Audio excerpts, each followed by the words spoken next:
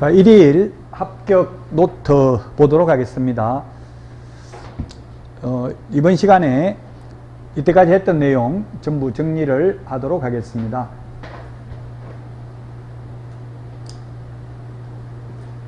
오늘 했던 게 법 제정 목적 시험에 8번 출제됐다고 했습니다. 이때까지 공인중개사의 업무 등에 관한 사항을 정하여 그 전문성을 제고하고 부동산 중개업을 건전하게 육성하여 국민경제에 이바지하는 것을 목적으로 한다고 했죠.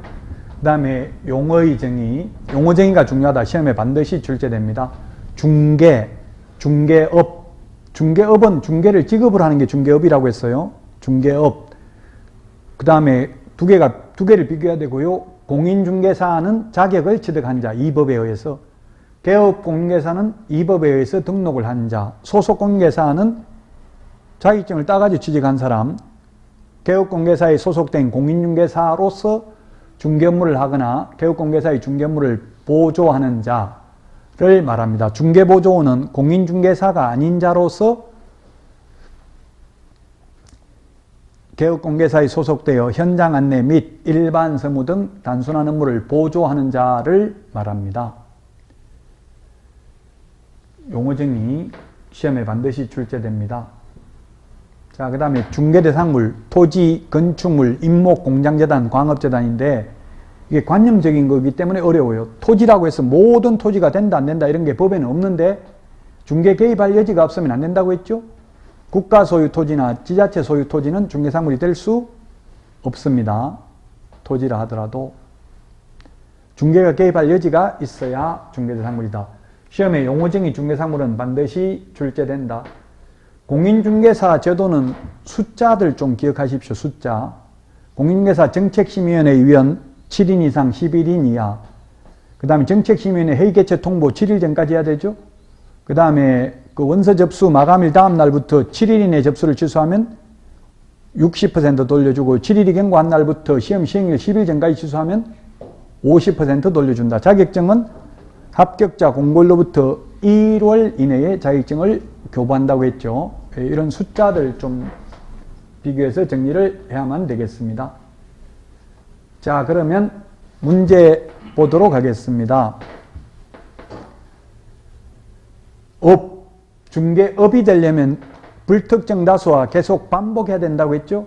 근데 우연한 기회에 한두 번 중개를 하고 보수를 받은 사정만 가지고는 업으로 볼 수 없다. X죠. 그래서 업으로 한 것으로 본다 했으니까 한 번밖에 안 했다고 했잖아요. 딱 한 번 했으면 중개업 아니라고요. 그럼 딱 한 번만 중개하려면 자격증 안 따고 해도 된다 이 말이에요. 그 다음에 2번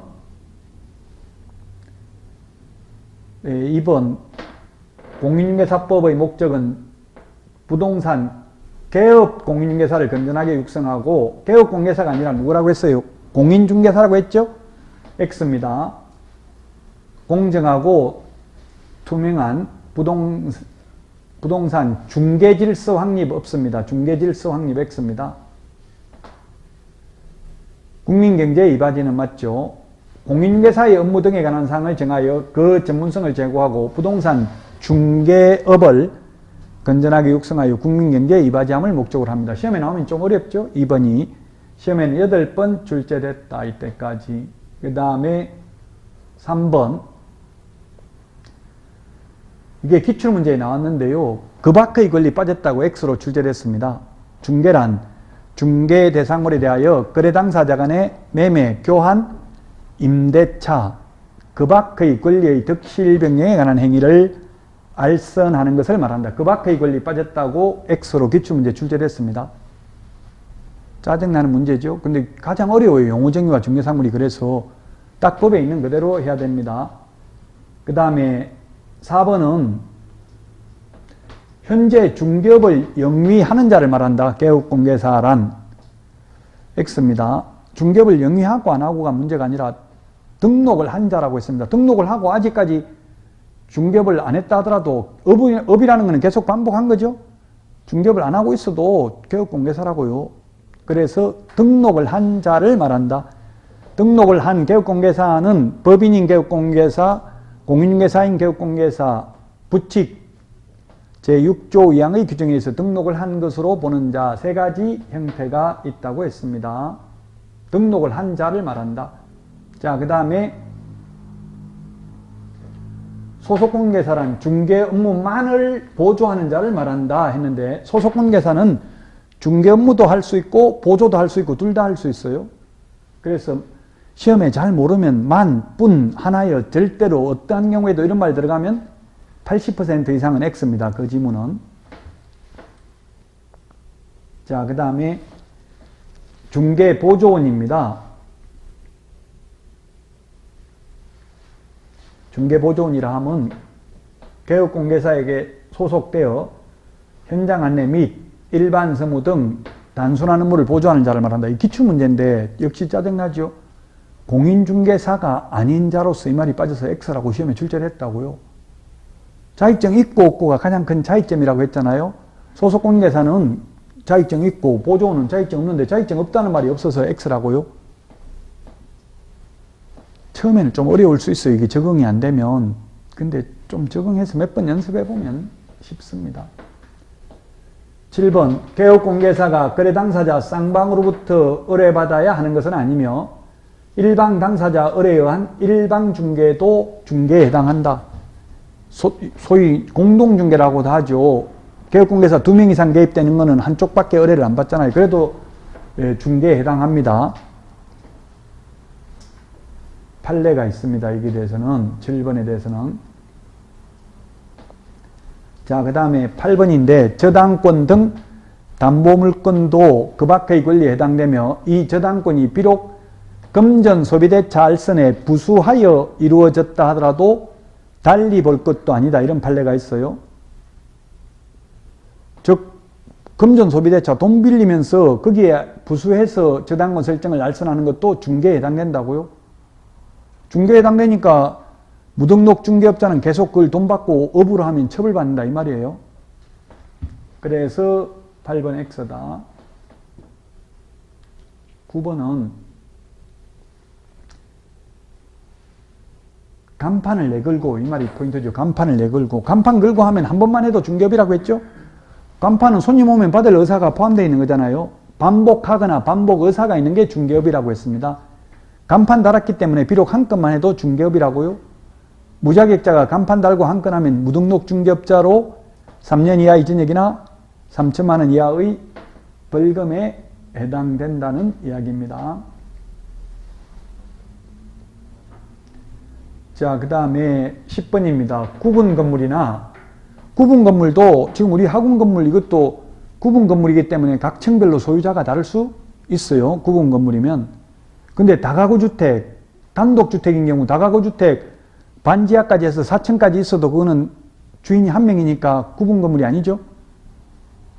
자, 그래서 구분 건물이나 건물의 일부도 중개사물이 된다. 건물의 일부도 전세 놓는 거는 가능하잖아요. 방 한 칸만 전세 주는 거는 가능하니까 일부도 중개사물에 해당되고요. 미등기, 무허가 건물도 중개사물에 해당됩니다. 그 다음에 동호수가 특정된 분양권도 미래의 건축물로 중개사물에 해당됩니다. O입니다. O. 자, 그 다음에 개발 제한구역, 압류, 가압류, 모든 용도, 지역, 지구, 구역 다 중개사물 된다고 했죠. 용도, 지역, 지구, 구역은 행위 제한만 될 뿐이지 거래 자체가 불가능한 것은 아니라고요. 토지거래 허가구역이라도 개발 제한구역이라도 중개사물 되고 가압류되어 있는 거, 압류되어 있는 것, 전세권 설정 등기되어 있어도 유치권 설정되어 있어도 중개사물 된다고 했죠. 그래서 중개사물 될 수 없다고 했으니까 X입니다. 개발 제한구역 됩니다. 개발만 못할 뿐입니다. 자, 12번 이게 바뀌었다고요. 우리 교과서에 있는 내용하고 다르죠. 이번에 개정된 내용이라고요. 이대로 고쳐 넣으시면 되겠습니다. 우리 책에 이거 보고 고쳐 넣으라고요. 아까 책에 법조문 보고 고치라고 했잖아요. 계략적 사항은 옛날에는 매년 2월 28일까지 했는데 지금은 2월 28일이 아니라 2월 말까지 이렇게 바뀌었고요. 옛날에는 관보 및 일간신문이었는데 지금은 일간신문, 관보, 방송 중 하나 이상의 공고하고 인터넷 홈페이지 등에도 이를 공고해야 된다. 이렇게 개정됐습니다. 교과서에 고쳐 넣으시고요. 바뀐 내용을. 그 다음에 13번 정책심의위원회 위원장 1명 포함해서 7인 이상 11명 이내라고 했죠. 위원장 1명 제외가 아니라 포함입니다. 포함입니다. 왜냐하면 홀수이어야 하거든요. 민주적 정당성을 확보하려면. 만약 8명이면 위원장 빼고 7명이면 위원장 포함하면 8명이죠. 8명 중에서 8명 다 참석해가지고 4명 찬성 4명 반대해버리면 민주적 정당성을 확보할 수 없죠. 민주주의의 가장 큰 원칙은 다수결의 원칙이잖아요. 과반수 출석, 과반수 찬성이에요. 그래서 일반 의결 정족수는 13번 맞습니다. 포함입니다. 제외가 아니고요. 그 다음에 14번은 모든 이 말 때문에 틀렸습니다. 모든, 뿐, 만, 하나여 절대로 어떠한 경우에도 이런 극한 단서가 들어가면 80% 이상은 X입니다. 원칙은 임기가 2년인데 공무원은 제외합니다. 공무원은 발령이 나가지고 계속 근무하라고 해야 돼요. 인사명령 받으면. 그래서 공무원을 제외한 위원회 임기는 2년입니다. 공무원은 임기 제한이 없습니다. 14번 X입니다. 15번 정책심의위원회 회의 개최하려면 10일 전까지가 아니라 며칠 전까지요? 7일 전까지 통보해야 됩니다. 부득이한 사유가 있으면 회의 개최 전날까지 통보할 수 있다고 했죠? 그래서 숫자 기억하라고 했습니다. 이건 숫자는 지금은 어려운 것 같지만 논란의 여지는 없잖아요. 이거는 시험에 내면. 그래서 공법이 어렵지만 공법은 이의신청 같은 거는 거의 인정이 안 돼요. 왜? 공법은 다 법조문에 있는 걸 낸다고요. 근데 워낙 내용이 많기 때문에 우리가 법조문을 다 알기가 쉽지 않은 거죠. 이게 또 공인중개사 제도도 내용은 많지만 논란의 여지는 없다고요. 10일이 아니고 7일 전까지입니다. 자, 그 다음에 시험의 확정 공고가 옛날에는 60일 전까지 했는데 지금은 90일 전까지입니다. 90일. 우리 암기 프린트 38번에 까만 별표 있었잖아요. 90일. 90일 전까지 이게 바뀌었다고 했죠. 일간신문, 관보, 방송 중 하나 이상의 공고하고 인터넷 홈페이지 등에도 공고해야 된다. 우리 교과서 이거 보고 고치세요. 이렇게 개정됐습니다. 교과서에는 교과서 출간되고 나서 개정됐다고요. 그래서 16번처럼 고치시고요. 교과서 찾아서 60일이 아니라 90일입니다. 60일이라고 해서 X고요. 그 다음에 공인중개사 자격 취소되면 3년이 아니고 몇 년이라고 했어요? 5년이 아니고 3년이죠. 3년. 그래서 X입니다. 부정행위는 5년이죠. 자격 취소 3년간 시험 볼 수 없습니다. 자, 그 다음에 18번은 자격증 2개월 이내가 아니라 얼마라고 했어요? 2개월 이내가 아니라 2개월이 X입니다.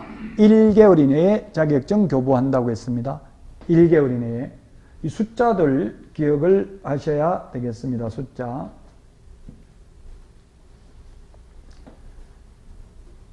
자, 그 다음에 국토부 장관이 직접 시험을 시행하려면 공인중개사 정책심의위원회 의결을 미리 거쳐야 되죠. 미리.